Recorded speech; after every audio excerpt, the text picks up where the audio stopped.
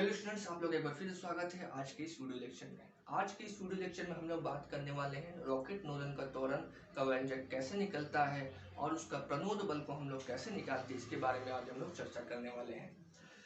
उनका व्यंजक निकालने से पहले हम लोग रॉकेट नोजल के सिद्धांत और उसके थ्योरी के बारे में जानते हैं।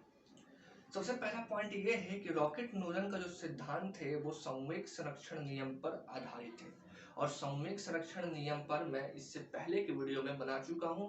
उसका लिंक मैं डिस्क्रिप्शन बॉक्स में दे दूंगा, वहां से आप जाकर उसको देख सकते हैं।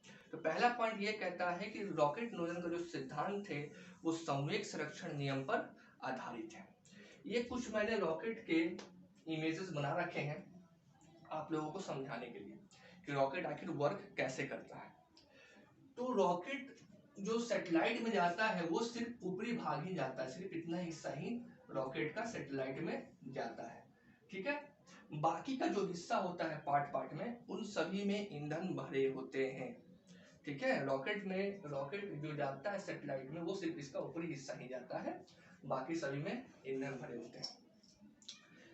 इन सभी में ईंधन भरे होते हैं। यहाँ पर जैसे ही हम ईंधन कक्ष में या दहन कक्ष बोल सकते हैं, इसमें हम लोग जलाते हैं तो एक गैस उत्पन्न होती है। जब ईंधन को जलाएंगे तो गैस तो उत्पन्न होगी, गैस उत्पन्न होती है। उन गैस को निकालने के लिए यहाँ पे एक नली होती है जिसको हम लोग कहते हैं जेट नली, जिसको हम लोग क्या कहते हैं, जेट नली कहते हैं।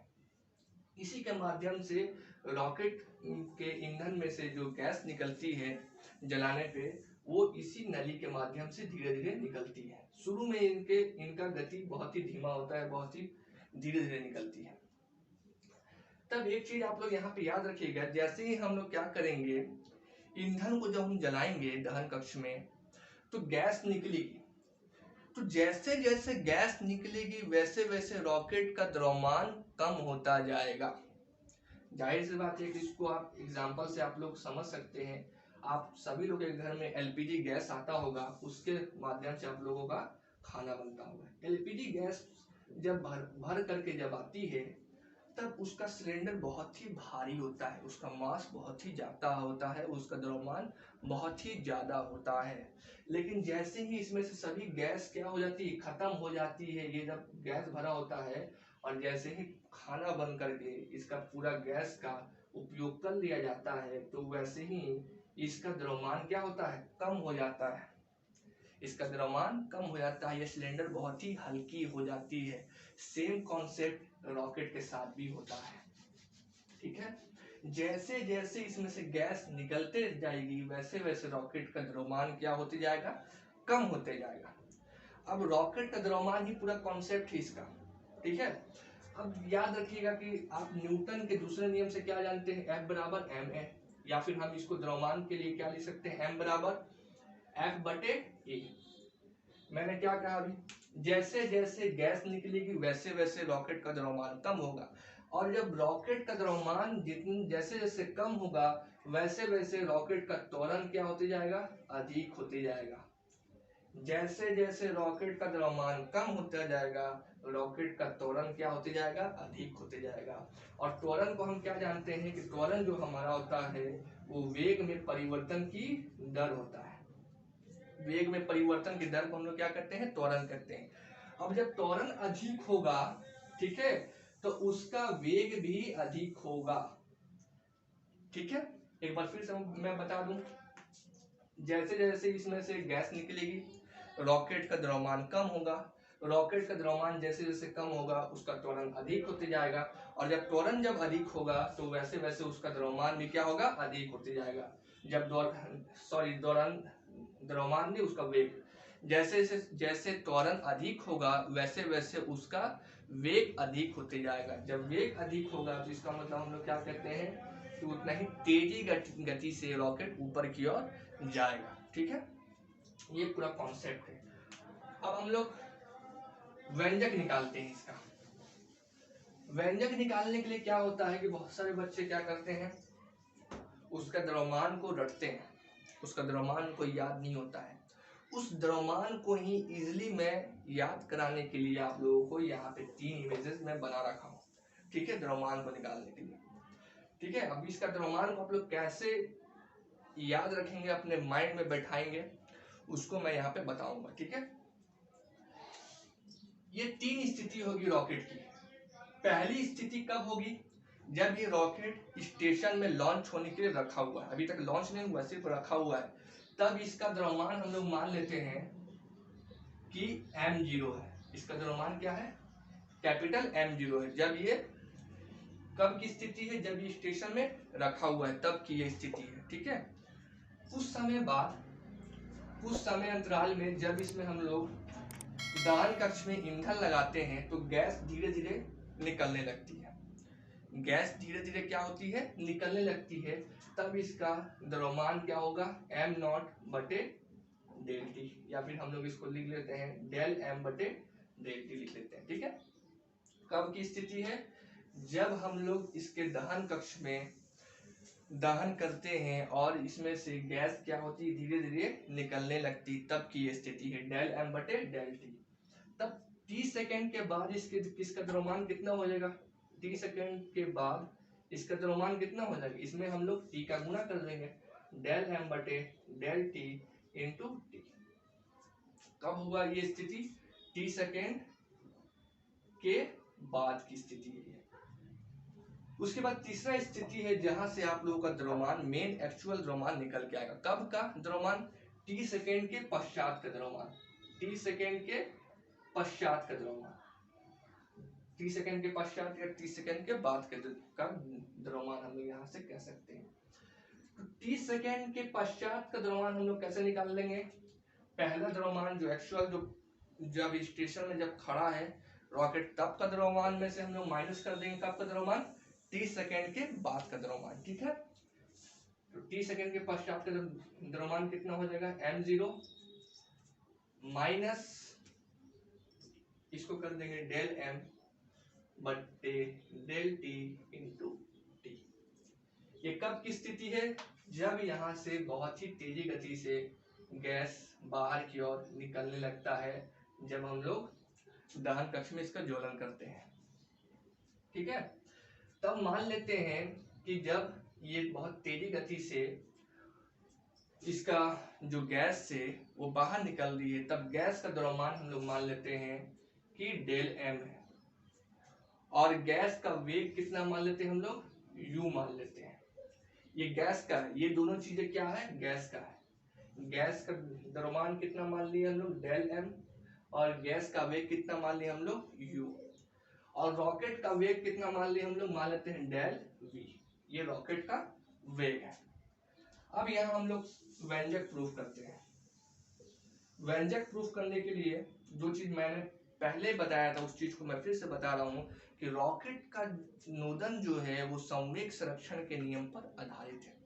संवेग संरक्षण के नियम पर आधारित है, इसका मतलब क्या होगा हमारा? रॉकेट के संवेग में परिवर्तन, रॉकेट के संवेग में परिवर्तन किसके बराबर होगा? गैस के संवेग में परिवर्तन के बराबर होगा। गैस के संवेग में परिवर्तन के बराबर होगा। ध्यान से समझिएगा। व्यंजक के लिए हम लोग क्या करेंगे? रॉकेट के संवेग में परिवर्तन बराबर गैस के संवेग में परिवर्तन। क्यों होगा? क्योंकि इसका जो कॉन्सेप्ट है वो संवेग संरक्षण नियम पर आधारित है। किस पर आधारित है? संवेग संरक्षण नियम पर आधारित है। ठीक है, इसलिए रॉकेट के संवेग में परिवर्तन किसके बराबर होगा? गैस के संवेग में परिवर्तन के बराबर होगा। रॉकेट के संवेग में परिवर्तन होना, इसका मतलब क्या है? रॉकेट का वेग गुणित उसका, रॉकेट का द्रव्यमान गुणित उसका वेग, ये हमारा क्या होता है? संवेग होता है। रॉकेट का संवेग में परिवर्तन हो रहा है, इसका मतलब रॉकेट का द्रव्यमान गुणित उसका वेग। इसका द्रव्यमान कितना है? m0 माइनस डेल m बटे डेल टी इंटू टी, और उसका वेग कितना हो जाएगा? Del v। अब गैस के संवेग में परिवर्तन हो रहा है, इसका मतलब गैस का द्रव्यमान गुणित उसका वेग। गैस का द्रव्यमान कितना है? Del m into u. यहाँ तक क्लियर है? अब हम लोगों को यहाँ से उसका त्वरण निकालना है। त्वरण निकालने के लिए क्या निकालना पड़ेगा हम लोगों को? उसका ए का मान, जो कि यहाँ पर हम लोगों को कहीं पर भी ए का मान नहीं दिख रहा है। ठीक है। तब हम लोग किसका मान निकालेंगे, डेल वी का मान निकालेंगे। डेल वी का मान हम लोग निकाल लेते हैं, कितना हो जाएगा, डेल एम इंटू यू बटे में ये पूरा आ जाएगा m naught minus del M बटे डेल टी इंटू टी। अब हमारा त्वरण क्या होता है, इसको मैं कुछ देर पहले बताया हूँ। त्वरण जो होता है हमारा, वो वेग में परिवर्तन की दर होता है। त्वरण हमारा क्या होता है, वेग में परिवर्तन की दर होता है, डेल वी बटे डेल टी। तो अगर हम इस इक्वेशन में अगर हम डेल टी का दोनों पक्ष में अगर हम लोग भाग दे दें तब ए का मान निकलेगा। ठीक है, करके देखते हैं। डेल टी का हम लोग दोनों पक्ष में भाग देते हैं, डेल टी को भाग दे दिए, तब यहाँ क्या हो जाएगा, डेल एम इंटू यू बटे डेल टी इंटू हम लोग क्या लिख सकते हैं, 1 m naught minus del M बटे डेल टी इंटू टी। ये हो गया हमारा। यहां से हम लोग del v upon del t का मान की जगह पे हम लोग ये लिख सकते हैं। यहाँ पे हम लोग इसकी जगह पे हम लोग ए लिख देंगे। ए इज इक्वल टू कितना हो जाएगा हमारा, डेल एम इंटू यू बटे में कितना होगा, del T into 1 m naught minus del M बटे डेल टी इंटू टी। ये हमारा त्वरण निकल के तैयार हो गया। ये हमारा त्वरण निकल गया रॉकेट का, पहला चीज। यहां से हम लोग एक और चीज निकाल लेते हैं, और करके किसका मान निकालते हैं, इसका m naught minus del m upon del T into T का मान को हम लोग यहाँ से निकाल देते हैं। क्यों निकालेंगे, तो इसका मान का जरूरत हम लोगों को रॉकेट का प्रदोष बल निकालने में काम आएगा, इसलिए हम लोग यहाँ पर अभी से निकाल देते हैं। M naught minus del M बटे डेल टी इंटू टी का मान कितना हो जाएगा, इसको हम लोग उस पर ले जाएंगे और ए को हम लोग इस पार भेज देंगे, तो ये उस पार जाएगा तो क्या हो जाएगा, ऊपर में चला जाएगा, इज इक्वल टू ए क्या हो जाएगा हमारा, नीचे में आ जाएगा। तो डेल एम बटे डेल टी इंटू में यहाँ पे यू है और 1 इसकी जगह पे क्या हो जाएगा, ए का मान आ जाएगा। इसको हम इक्वेशन नंबर 2 मान लेते हैं। अब रॉकेट का प्रणोद हम लोग निकालते हैं। ये हम लोगों का त्वरण निकल गया, ठीक है। इसको आप लोग स्क्रीनशॉट ले सकते हैं या फिर आप लोग इसको नोट तो कर ही लिए होंगे। अब हम लोग यहाँ से रॉकेट का प्रणोद निकालते हैं। रॉकेट का प्रणोद बहुत ही इजी कॉन्सेप्ट है, बस त्वरण निकल गया, मेन तो है बस त्वरण निकालना, उसके बाद तो रॉकेट का प्रणोद अपने आप निकल जाएगा। आखिर रॉकेट का प्रणोद होता क्या है, रॉकेट का प्रणोद क्या होता है, तो जैसे मैं वहां पे फिगर बनाया हूँ रॉकेट का, एक बार और मैं आप लोगों को यहाँ पे समझा देता हूँ। जैसे ही हम लोग ईंधन कक्ष में ज्वलन करते हैं, गैस निकलने लगती है, गैस बहुत तेजी गति से निकली। जब तेजी गति से जब गैस निकलने लगी यहाँ पर, तो गैस क्या करेगी, नीचे की ओर बल लगाती है। गैस एक प्रतिक्रिया बल लगाती है, प्रतिक्रिया बल लगाती है जिसके कारण रॉकेट ऊपर की ओर उठता है, जिसके कारण रॉकेट ऊपर की ओर उठता है, यही हमारा होता है प्रणोद बल, ठीक है। गैस निकलती है, इसका मतलब गैस क्या करेगी, प्रतिक्रिया बल लगाएगी। जब प्रतिक्रिया बल लगाएगी तो रॉकेट क्या करेगा, उसके विपरीत ऊपर की ओर उठेगा, जिसके कारण रॉकेट ऊपर उठता है, यही हमारा क्या होता है, प्रणोद बल होता है, ठीक है। समझ में आया प्रणोद बल। गैस नीचे की ओर निकलती है तो जिसके कारण रॉकेट ऊपर की ओर उठता है, यही हमारा प्रणोद बल होता है। प्रणोद बल जो हमारा होता है वो क्या होगा, बल का कॉन्सेप्ट आप लोग जानते हैं। बल क्या होता है, द्रव्यमान और उसका त्वरण के गुणनफल को क्या कहते हैं हम लोग, बल कहते हैं। अब द्रव्यमान का यहाँ से वैल्यू निकला हुआ है, ठीक है, ये वाला, ठीक है। और यहाँ से हम लोग त्वरण का मान ए का वैल्यू यहाँ पे हम लोग पुट कर देंगे, इजीली यहाँ पे प्रणोद बल हमारा निकल जाएगा। प्रणोद बल F बराबर क्या होगा, द्रव्यमान यहाँ से हम लोग पुट करेंगे, m naught minus del M बटे डेल टी इंटू टी, और त्वरण को हम लोग 1/a, ठीक है, 1/a लिख रख देंगे। क्यों रखेंगे? त्वरण का मान हम लोग ये वाला क्यों नहीं रखे? क्योंकि यहाँ पर हम लोग जो ये हम लोग निकाले हैं इसका वैल्यू हम लोग यहाँ से निकाले हैं त्वरण के मान से, ठीक है। तो m naught minus del M बटे डेल टी इंटू टी का मान यहाँ से हम लोग इस पूरे वैल्यू को हम लोग उठा के यहाँ पे रख देंगे, तो वहां से ए और ए क्या होगा? कैंसिल हो जाएगा, ठीक है। देखिए कैसे होगा।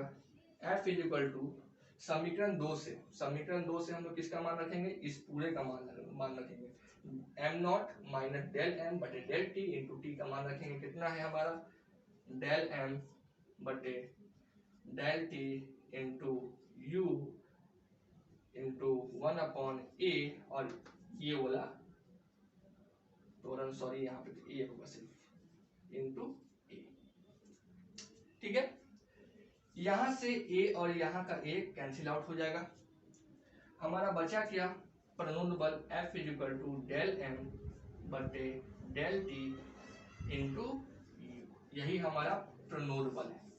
प्रणोद बल क्या कहता है कि रॉकेट के द्रव्यमान में कमी और गैस के वेग के गुणनफल के बराबर होता है हमारा प्रणोद बल।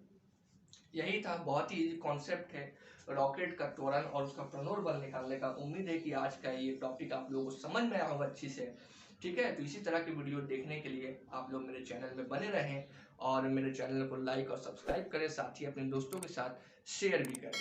तब तक के लिए धन्यवाद। मिलते हैं अगले वीडियो में नए टॉपिक के साथ। जय हिंद।